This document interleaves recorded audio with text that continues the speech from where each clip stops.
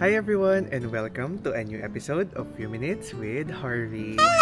Good morning guys! So today is our day 2 here in Korea. So before anything else, kung bago ka lang sa ating channel, do not forget to like, comment, share, and subscribe, and please hit the notification bell for you to be updated on our latest uploads.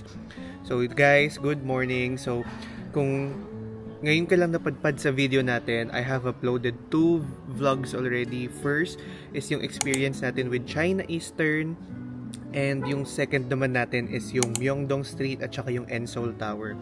So for today, ang title ng ating vlog ay ang Royal Seoul at Lotte World Adventure plus Itaewon Nightlife. So doon iikot yung buong araw natin ngayon. So today is November 8, Saturday. So ang first itinerary natin ay mag-Gyeongbokgung Palace tayo. Mag-Hanbok din tayo guys at mag-Changdeokgung Palace din tayo. Pupunta rin tayo ng Bukchon Hanok Village, Insadong Street, and then we have some lunch options over there. And pupunta rin tayo ng Home Plus Gwanghwamun. Near lang yun sa Gyeongbokgung. And in the afternoon tayo naman ay magstay para sa ating Lotte World. So yun lang muna. Naka-Discover Seoul Plus pala tayo ng 120 hours with free climate card. And yung discussion kung paano siya i-activate at i-navigate ay nasa ating first vlog.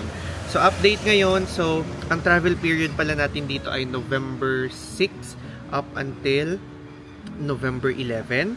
So ang temperature today as I speak ay 12 degrees. Medyo cloudy pero hindi naman uulan. Medyo malamig din siya over yesterday. Dahil yesterday, kinaya naman namin na mag-t-shirt lang. So, halika na, magsimula na tayo and hopefully ma-enjoy natin yung araw.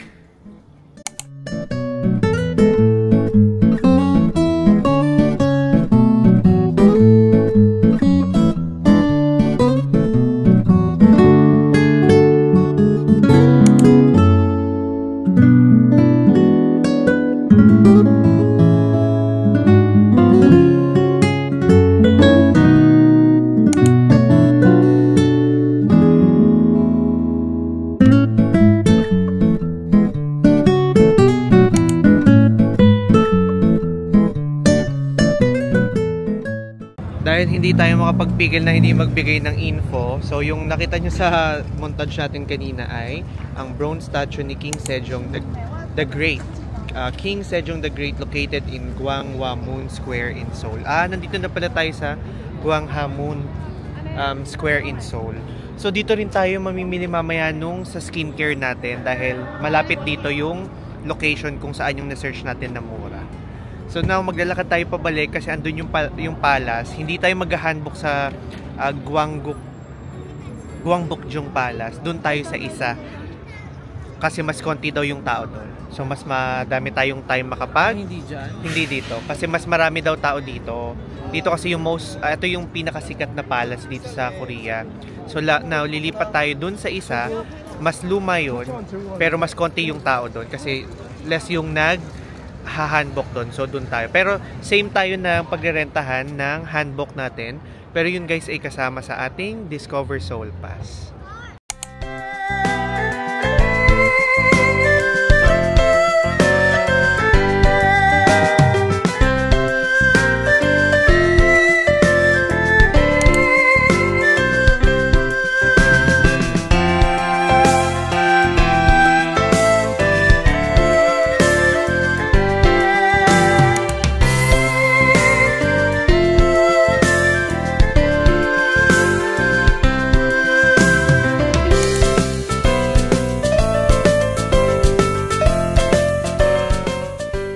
Dito na tayo sa Gyeongbokgung Palace. And one trivia guys, pero before ko pa ito ma-upload wala na.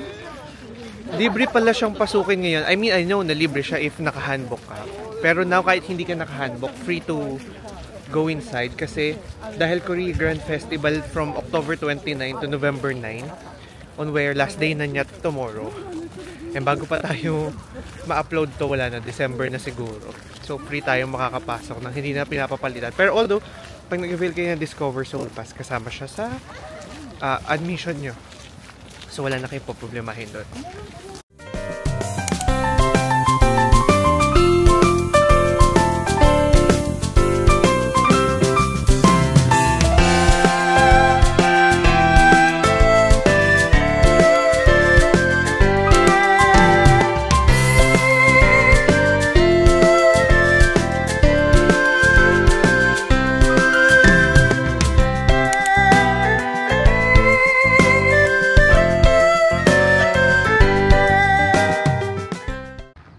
meron pa pala dito guys na mga spot sa gilid.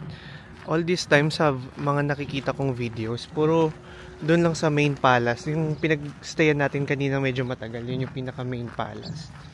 Then may parang village pa pala dito. Anyway, pasukin natin tong gilid nito. Kasi mukhang maganda dito yung mag-photo spot. Ito oh. Pero parang bagong gawa na lang din siya. Tingnan natin kung ano itsura dito sa loob.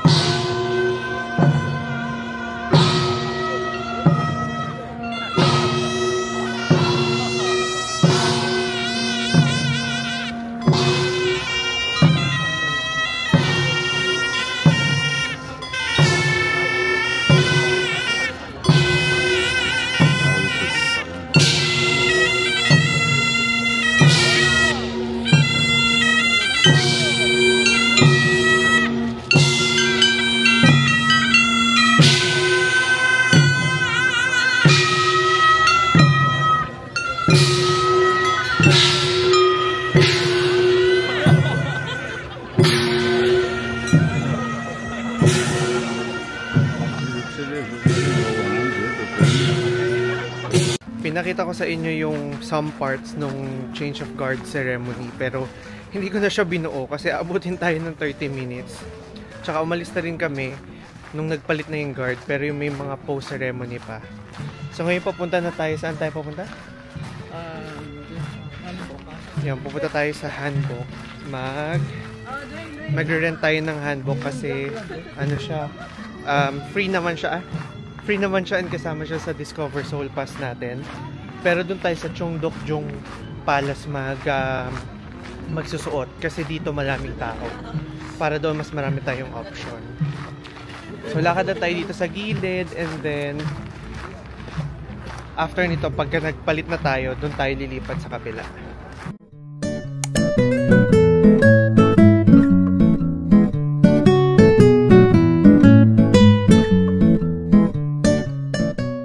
So, andito na tayo. Hanboknam. Ayan. Yung way na yon nung kung saan yung mga nakikita nyo lagi sa may mga Hanbok area. Ito, kasama to sa Discover Seoul Pass natin. Ayan. So, dito tayo. After an hour of contemplation, guys. Oh, ayan ang itsura natin. Isang oras kaming namili ng damit na ganito. So, dito na lang din tayo sa Gyeongbokgung Palace magpipicture ulit. Dahil 1 kilometer away yung layo nung next palace. And then kung lalakarin namin siya, matagal. And one more thing, kung sasakay naman kami ng bus nang nakaganito kami, ang awkward naman. So dito na lang din kami. And then after nito, punta na lang tayo doon. And then dun sa Abukchon Hanok Village. So yun yung pupuntahan natin mamaya. So, babalik lang tayo sa loob para lang mag-picture-picture. Ulitin lang namin yung mga picture namin na naka-ano kami kanina. And then, sa ibang spot naman tayo. Meron naman kami hindi na-explore na isang side eh. So, doon tayo mag-picture.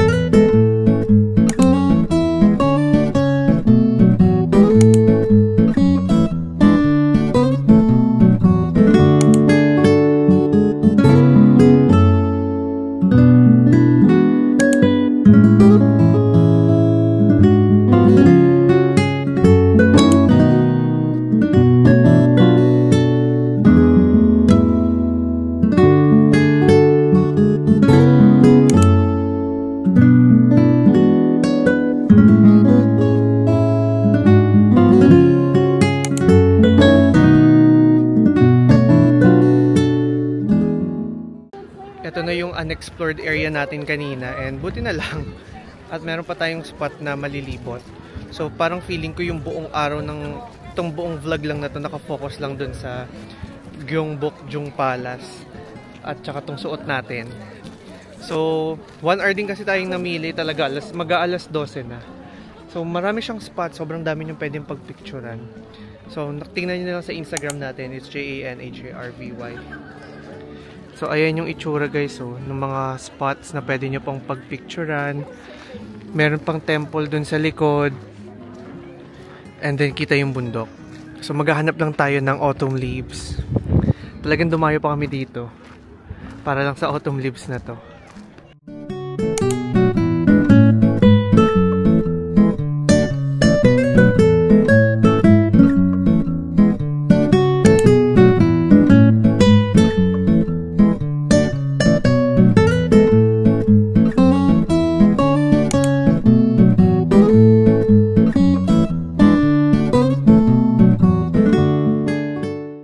Okay, naibalik na natin yung ating handbook and nakapag-travel na rin tayo ng train dahil hindi na tayo sa may Bokchon Hanok Village. Yan, diretso lang. So dito tayo mag-spend ng mga 10 to 30 minutes. Then after this, pupunta na tayo ng next stop natin dahil kailangan pa natin mag Lotte World. Anyway, baka dito na rin kami kumain kasi may mga area naman dito ng food. So, maghahanap lang tayo kung ano yung trip namin kainin for today. This lunch. Medyo hinihingal kami kasi umakit kami ng hagdan. And medyo mataas siya. Kaya tamang hanap lang muna tayo. Ang daming cafe dito. Pakita ko sa inyo dito sa kabilang side habang nagsasalita ako. Tulad na ito. Ito rin, may mga concept stores din siya. Apart sa fact na cafe siya, guys. So, dire-diretso lang muna tayo. Puntahan lang natin maigi yung Bokchon. And then after that, hanap na tayo ng makakainan natin.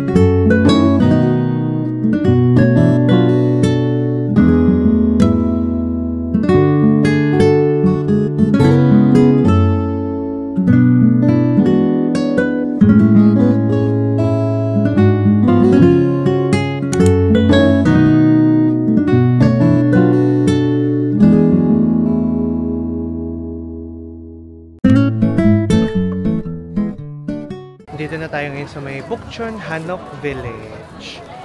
So dapat dito pala kami nag-handbook. Anyway, ibuti natin siya. Doon ko sa kabila ihaharap habang nagsasalita ako.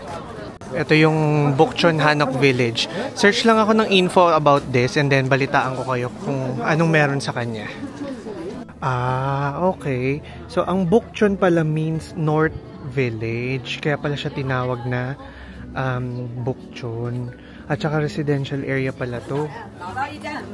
So, bawal tayo dito from 5 p.m. until 10 o'clock in the morning.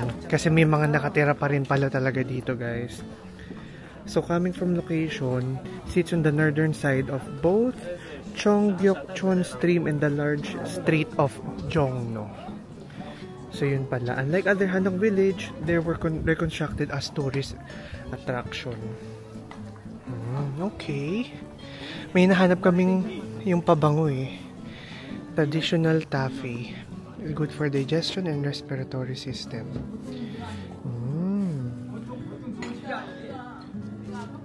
Ano yun? Parang ano? Parang kahoy kasi siya eh. So, meron din dito mga kainan. Yan. So, mag-video lang kami sandali, ha? Hinahanap ko yung binila ni JM Bankisyo ng pabango. Kasi sabi niya mabango daw talaga. Ah, Grand Hand pala yun. Ito nga.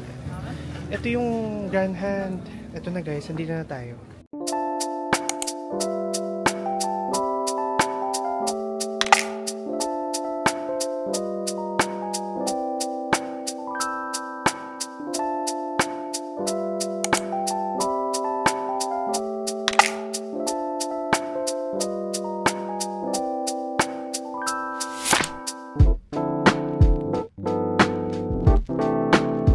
Ito guys yung mabango, yung nal.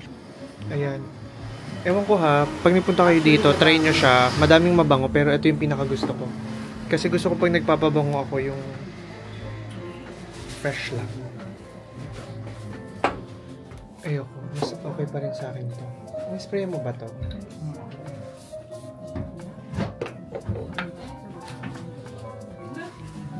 Ah, ito amoy ano lang, bagong ligo. Yung Epune, this one. May bagong ligo lang. Then madami pang options dito. Diyos ko yung pang-amoy ko wala na.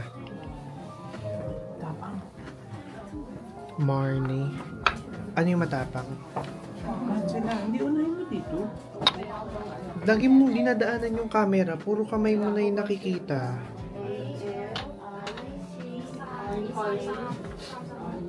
Ayoko nga. Masyadong matapang yung ganyan. Ito gusto ko to. Magkano to? How do we know the price? Anyway, ano pa tayo? Totoo nga yung review niya. Mabango nga yung sushi salmon. Gusto ko siya. Pero yung nal, tsaka ito. Dapat tag-isa lang ba? Magkano ba to? Teka nga guys. First time ko din dito. First time mo din dito, no? Hi! May I ask how much is the price for the scent? The big size was The big size. big size is 45,000. 45,000, yeah? And then this one, Small one is 35,000. 35,000. Alright, thank you. So yun guys, yung ganito kalaki ay 45,000 won.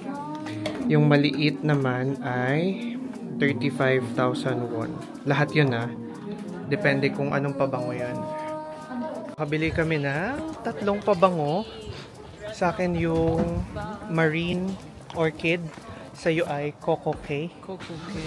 And yung para naman sa santo ko yung isa yung Orchid something. De Louis Diamond. Louis Diamond. Try niyo yung 3 pabango yon, sobrang bango niya. Pero if more into like jasmine smell kayo, yung orchid yung itry nyo kasi mabango siya. Medyo pricey lang. Medyo pricey, yes. Pero 200 ml. Kasi diba yung binibili natin 20 pounds. Pero ano lang siya, 100 ml lang. Ito 200 ml siya. So pakita ko lang sa inyo yung ibang itsura and then bababa na rin tayo kasi hindi naman tayo magpipicture dito ng malala.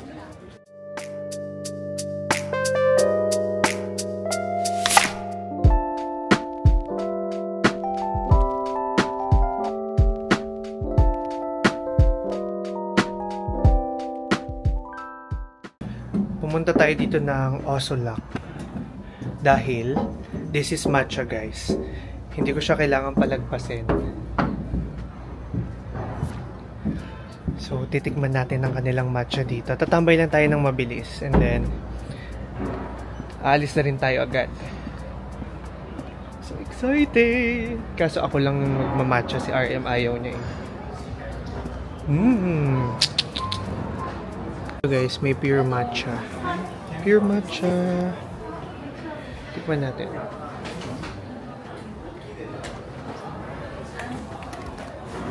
Masarap siya. Kaso kulang sa ano? Kulang sa kick. Medyo matamlay. Saan tayo order? Na. Sa cafe? Sa taas ba?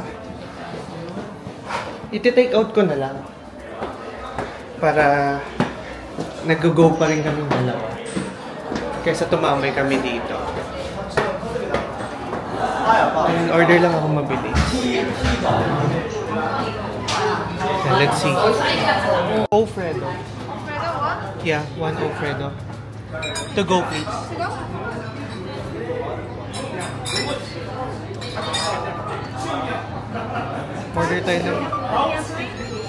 Order tayo ng Alfredo. Then after that, alis na rin tayo.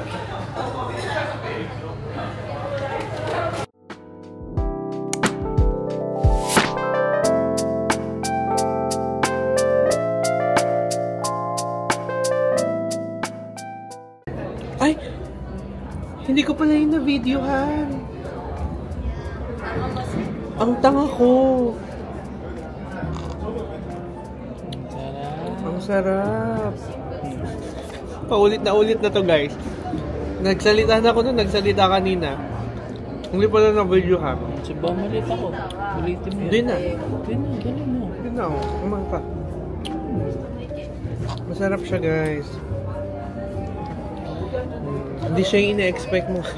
Naulit na talaga siya guys. Pasip. Dapat kasi mag-aano kami. Nag-video na kasi ako ng reaction ko. Hindi ko pala na-play. Pero promise guys, try nyo tong Ocelot pag nagpunta kayo dito. Pero mas masarap daw yung sa Japan. Mas masarap sa Japan. Siyempre, Japan Sana yun eh. makapag-Japan. Sana makapag-Japan tayo guys. Anyway, planuhin natin yan soon. O siya, lalakad na kami. Nananghalian pa kami and then bibili na tayo ng skincare. Andito na tayo ngayon sa isang Michelin restaurant, Michelin awarded restaurant, ang tawag dito? The Ginseng chicken soup. The Ginseng chicken soup. Korean ginseng. So syempre bibili tayo nun and maghahanap pa tayo ng isang meal. So update ko na lang kayo kapag dumating na yung food para isang video na lang tsaka isang review na lang din tayo.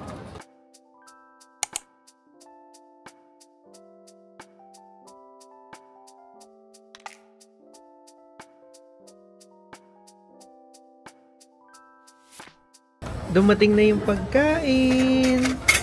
Grabe naman siya. Isang buong manok naman ata itong binigay sa amin. Isang buong itik. Ay, itik. Manok, itik.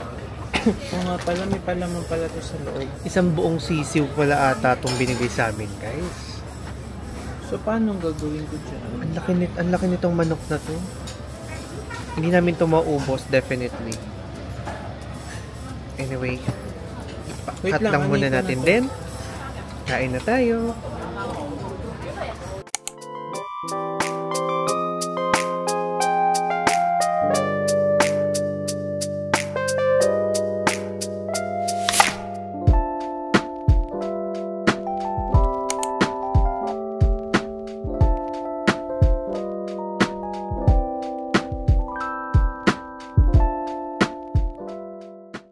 Kakatapos lang namin kumain and masarap siya guys.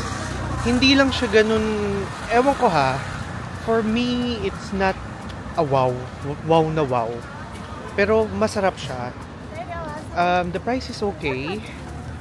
Pero parang feeling ko dapat sa iba na lang kayo kumain. Yun lang naman, for me lang ha. Pero it's maganda rin siyang para matry. Dito yung kinainan ni JM Banquisho. 'Di ba yung sa huli niyang vlog? Oo, yung tamabi lang siya. So JM Banquisho, pinanood namin yung vlog mo. Shout out JM Banquisho. para lang alam namin yung mga nagaganap sa mga lugar-lugar. So ngayon papunta na tayo sa ano yun? Myeongdong. Ay hindi Myeongdong. Gyeongbokgung Station. Dahil pupunta na tayo sa skincare, and then after that magda-Daiso na tayo. So balikan ko na lang kayo. Ayan guys, so madaming naka-sale. Hindi very Hindi nagamit yung term, pero madami silang sale. Parang lagi naman katulad nga sa kahapon, 'di ba? Yung toothpaste 1+1. So maglalakad lang muna tayo. Galing na tayo dito kanina, doon tayo naglakad. Ngayon dito tayo sa opposite side para iba naman yung makita natin. So yun lang muna. Balik na lang tayo sa video pag nandun na tayo sa station papunta sa skincare products sa bibilhan natin. Baka nagtatanong kayo kasi bakit hindi tayo sa Olive Young bumili? Kasi alam nyo guys, overpriced sa Olive Young, overpriced sa Myeongdong. So doon tayo pupunta sa may yung local price, yung pang-lokal, and then at the same time pwede tayo mag-tax refund. So doon tayo syempre sa pinaka-cheapest option, and at the same time we can get the value of our money. Ayan, pinapakita lang din sa inyo yung mga nakakasalamuhan natin. Ang mga suot namin ngayon ay medyo dark color kasi gusto namin mag-blend in. Pero tomorrow medyo medyo campy yung look natin bukas. O siya, ikat ko na muna. And kung nagtatanong kayo, ayan ang itsura ng mga foliage nila. And maganda nang bumisita ngayon kasi anytime soon, babagsak na yan by the end of November. And hindi rin siya ganun kalamig. Pipilitin ko mag-upload agad.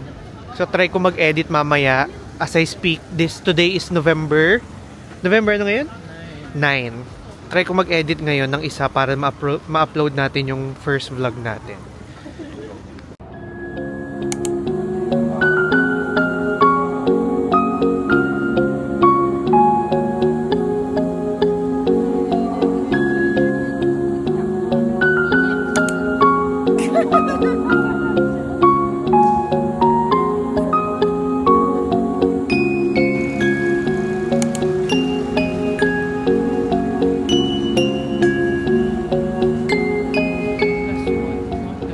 Okay, nandito na tayo sa Home Plus. Sorry, nawala sa isip ko. Hindi pala to skincare, guys. Ito pala yung mga goods na pwede nyong bilhan pa uwi or mga pasalubong. So, bibili tayo dito ng Maxim Coffee. So, yun ang bibili natin dito. Kasi yun lang naman yung gusto kong bilhin. Then, if you guys want to bring yung mga ganito, so, ang mga presyo niyan is ayan, $4,990. Itong mga noodles na to, yung Shinram yun nila ay $4,150. Bulldog nila is 3,500. Ayan, 3,500. 3,980. Ayan guys, 4,090. So yun yung mga presyo. So syempre yung Maxim Coffee yung hinahanap natin. Saan pa ba? Andito yung Maxim Coffee. Kung gusto niyo yung mga ganitong snacks, you can buy it here as well. Guka, Choco Cream, Crown. Saan yung Maxim? Ano yung Maxim? Coffee. Coffee sticks siya. Ayan. Meron din dito guys, mga cereals naman to if ever. So wait lang, hanapin natin yung Maxim.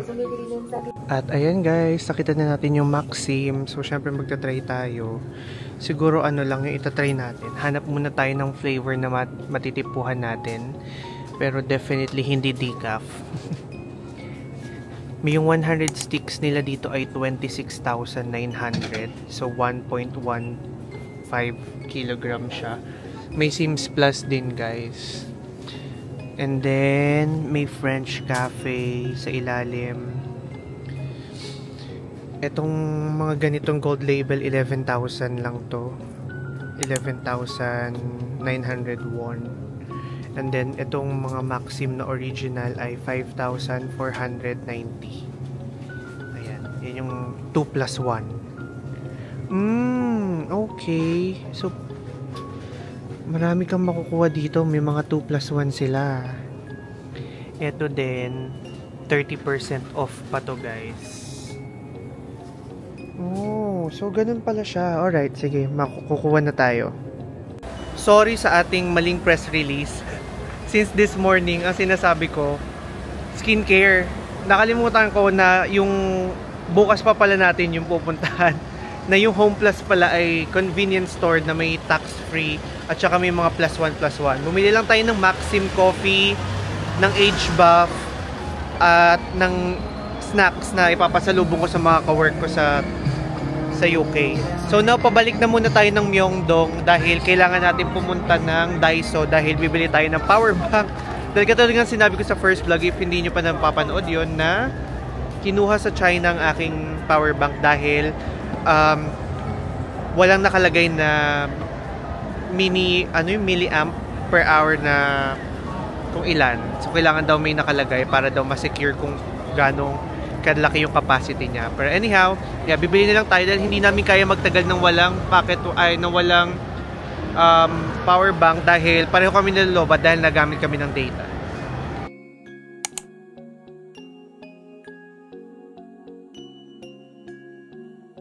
Dito tayo ngayon sa 12th floor and maghahanap tayo ng magkakagastusan.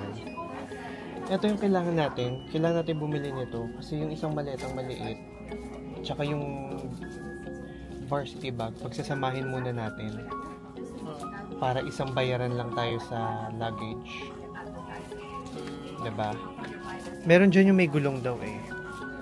Ayan guys. So maghanap muna tayo ng mga bags.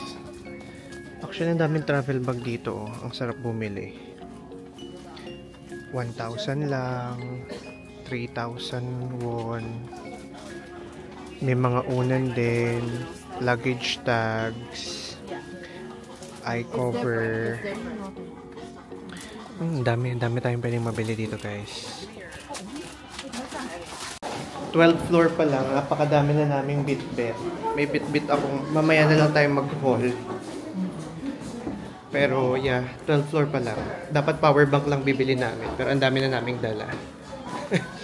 Hanap muna kami ng basket namin. Wait lang.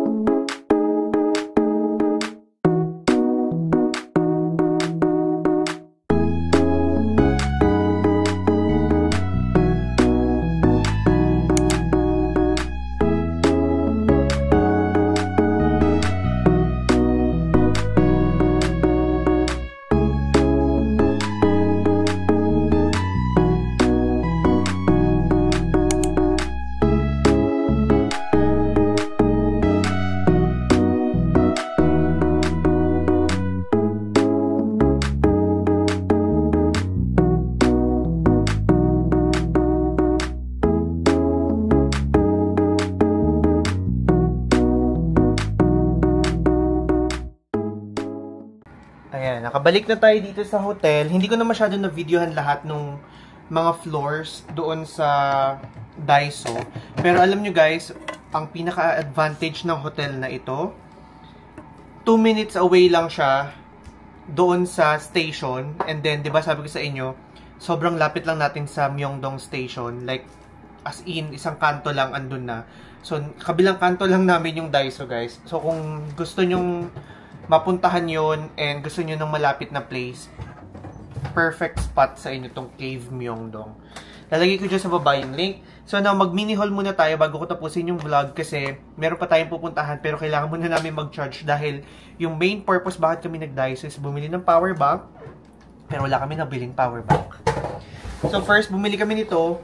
Katulad sabi ko sa inyo, kailangan namin kasi ito kasi mag-store kami ng luggage and kapag dalawang bag yung katumbas nun, kasi maliit lang yung maletang dala, then meron pa kaming varsity bag, so dodoble lang yung gastos namin. Kaya bumili kami ng malaki.